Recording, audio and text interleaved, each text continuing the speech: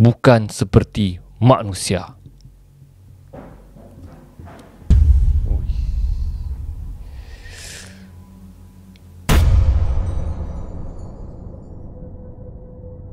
Assalamualaikum warahmatullahi wabarakatuh dan salam sejahtera. Selamat datang ke channel Ali Bosco. Baiklah, channel ini banyak menyediakan video-video yang menarik. Jadi jangan lupa untuk subscribe dan tekan butang loceng untuk update video-video yang terbaru. Jadi guys, video kali ini saya ingin kongsikan satu kisah seram daripada pengguna Facebook yang bernama Andy Sulaiman. Oke, jadi kisahnya ni adalah tentang kisah rumah sewa yang disewanya. Sama ada kisah ini betul ataupun rekaan, wallahualam. Tapi saya suka berkongsi kisah seram ini. Jom kita dengar cerita ini. Kisahnya bermula apabila si Andy ni dia dapat satu pekerjaan. Okey, pekerjaan di sebuah negeri lah. Jadi dia mengambil inisiatif untuk menyewa di sebuah rumah. Okey. Jadi rumah tersebut terletak di kawasan perumahan taman. Jadi rumah dia rumah teres lah. Okey, dan di depannya ada dua buah rumah. Okey, jiran dia. Okey, satu jiran rumah dia kosong dan satu jiran dia ada keluarga. Okey, keluarga tu terdapat suami, anak dan isteri dia lah. Jadi setiap hari dia akan kerja pada waktu pagi dan pulang pada waktu petang, dan setiap petang dia akan stay di rumah. Dia akan jarang keluar di rumah sebab dia ni bukan jenis orang yang suka lepak-lepak lah. Jadi kadang-kadang kalau dia pulang daripada kerja, dia akan tapau makanan terus lah. Dia akan bungkus makanan, dia beli makanan untuk makan malam terus. Jadi itulah rutin dia setiap hari, pergi kerja, petang pulang, bungkus makanan. Begitulah ya kehidupan seorang lelaki bujang. Okey. Jadi kadang-kadang selepas pulang daripada kerja, dia akan nampak anak jiran dia itulah bermain di depan rumah. Jadi apabila dia nampak budak tersebut bermain di depan rumah, dia akan bertanya kabar. Dia kata hai. Biasalah kan kalau kau ada jiran depan rumah, kalau ada nampak budak-budak kau akan hai. Begitulah. Ini apa kabar? Bertanya kabar kepada budak tersebut. Sudah makankah? Dan budak tersebut pun menjawab baliklah, hai pakcik. Begitulah. Dan dia cuba senyumlah dengan mak budak tersebut, tapi mak budak tersebut hanya serius dan memandang pokok depan rumahnya. Okey, dan dia buat tidak tahulah. Dia pun malas jugalah. Dia hanya ingin bermesra lah dengan jiran, tapi jiran itu tidak bagi respon lah. Okey, dia pun steady saja. Okey, dia pun buat tidak tahu. Dia lambai dengan anak dia dan masuk ke dalam rumah. Okey. Dan setiap hari juga jiran rumah itu suami dia pulang naik motor lah. Okey, setiap selepas pulang daripada kerja dia akan lihatlah. Jadi pada satu malam, lebih kurang pukul 2 pagi begitu, dia terbangun.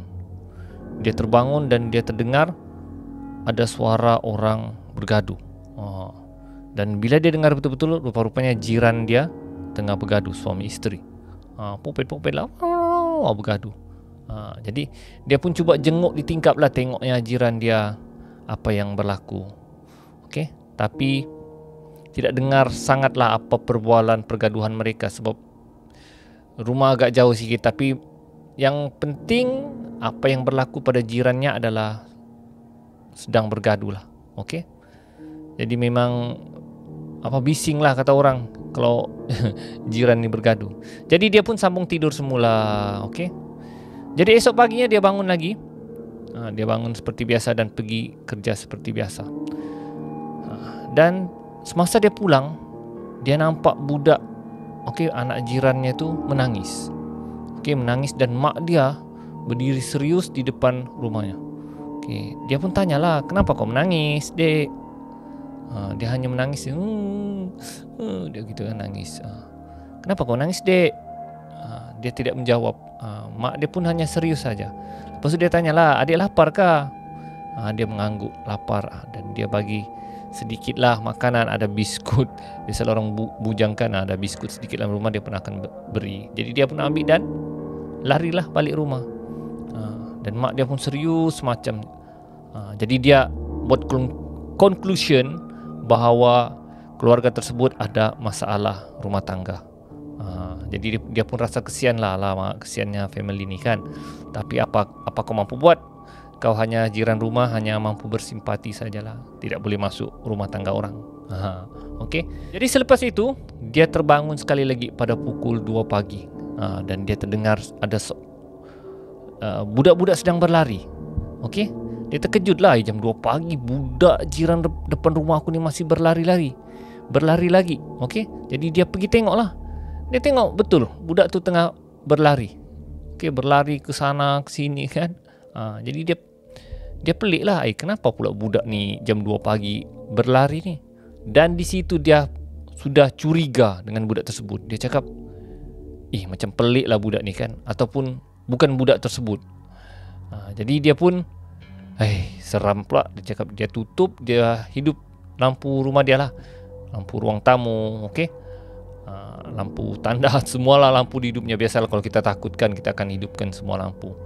Jadi dia cuba tenangkan diri lah. Dia berfikiran positif. Dia anggap alah itu budak-budak lah, mungkin dia tidak dapat main pada waktu siang kan. Tiba-tiba pintu rumah dia diketuk. Tok tok tok tok. Okey, rumah dia diketuk oleh budak tersebut. Dan budak tersebut bercakap, "Bang, saya lapar bang." Dia cakap kan, betul kan ni budak ni kan. Dia dah hirau lah, dah hirau. Tapi budak tersebut masih ketuk pintu lagi. Ketuk, tok tok tok tok. "Bang, saya lapar bang. Bang, bagilah saya makanan bang. Bang, saya lapar bang." Dia cakap begitu. Masih tidak putus asa ketuk pintu rumah. Dia pun kesian juga kan. Kesian budak ni. Jadi dia pun pergilah buka. Dia buka, ada tengok budak tu tengah menangis. "Bang, lapar bang. Saya mau makan bang." Dia cakap begitulah. Jadi dia pun, "Alah dek, abang ni tak ada makanan di rumah ni. Yang ada di rumah hanya biskut, Milo, okey, Maggi. Maukah?" "Mau bang, saya lapar bang." Dia cakap. Jadi dia pun bawa lah budak tu. Dia pimpin tangan budak tu. Dan bila dia pegang tangan budak tu sejuk semacam. Okey, dan di situ dia masih positif lagi lah, tapi dia macam rasa seram lah. Okey, dan bulu rumahnya sudah mulai meremang. Jadi dia bawa budak tu ke dapur. Kemudian dia tarik budak tu, tarik tangan dia semula. Dia cakap, "Bang, mamak saya pun lapar bang." Aduh, dia cakap, kenapa mamaknya pun yang lapar ni? Dia cakap, "Nanti kau lah dulu makan. Bang, mamak saya lapar bang." Dia cakap, "Mana mamak kau?" "Tu dekat pintu bang." Bila dia tengok dekat pintu, maknya sudah berdiri. Tapi dia terkejut. Rupa mak dia bukan seperti manusia.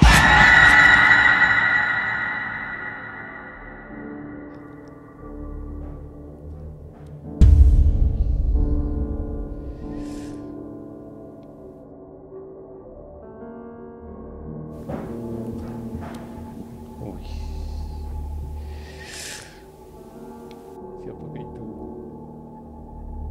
Pengasam.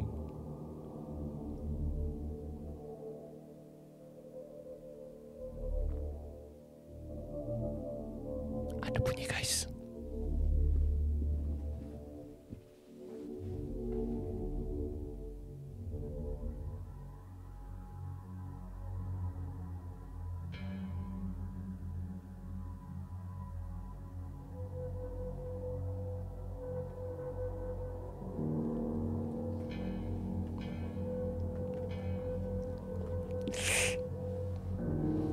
Okay guys, sekarang saya ini pukul 4 pagi.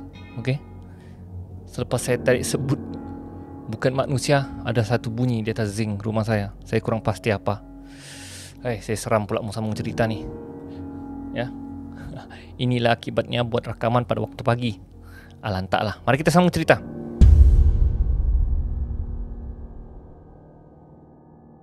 Jadi dia lihat mak dia sudah bukan rupa manusia, rambut tidak terurus, muka dia koyak, muka dia seram, dan baju dia penuh dengan darah. Dan bila dia lihat budak yang dipegang itu, budak tersebut sudah berubah rupa menjadi hantu yang sangat seram, seperti syaitan dia tengok. Kawan ni pun bergegar dan tidak tahu mau buat apa. Saya rasa kalau saya lah kan dalam situasi berkenaan, saya terkencing sudah. Okey. Akhirnya si kawan ni tiba-tiba mata dia pum,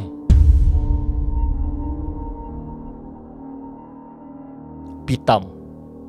Dan bila dia sedar, hari sudah siang dan dia tengok pintu rumah dia terbuka. Tapi siang sudah, dia terus cari handphone, dia terus telefon tuan rumah yang dia sewa. Dan tuan rumah sewa dia segera datang ke rumah dia dan dia pun beritahulah apa yang telah berlaku kepada dirinya. Dia menceritakan jiran depan rumahnya itu, anak dan istrinya sudah mati. Okey, istrinya telah membunuh anaknya dan perempuan tersebut telah bunuh diri, menggantungkan diri di pokok depan dekat rumah dia. Jadi lelaki tersebut sebenarnya tinggal seorang saja. Jadi dia tanyalah, siapa dia nampak selama ni, budak dan perempuan tersebut? Dia cakap penyewa sebelum dia pun ada berceritakan yang telah diganggu oleh, dia beritahu kepada lelaki tersebut kalau ada orang ketuk pintu dan minta makanan, jangan buka. Jadi guys, itulah dia kisah seram daripada perkongsian saudara Andy Sulaiman. Jadi bagi saya cerita ini sangat seram dan sangat best. Okey, saya tidak tahu sama ada kisah ini betul atau tidak. Wallahu alam. Jadi guys, kiranya anda berminat untuk mendengar kisah seram saya yang lain, anda boleh klik di sini. Sekiranya anda ingin update video-video yang terbaru, anda boleh subscribe channel saya di sini. Kita berjumpa lagi di video akan datang. Ali bosku, assalamualaikum.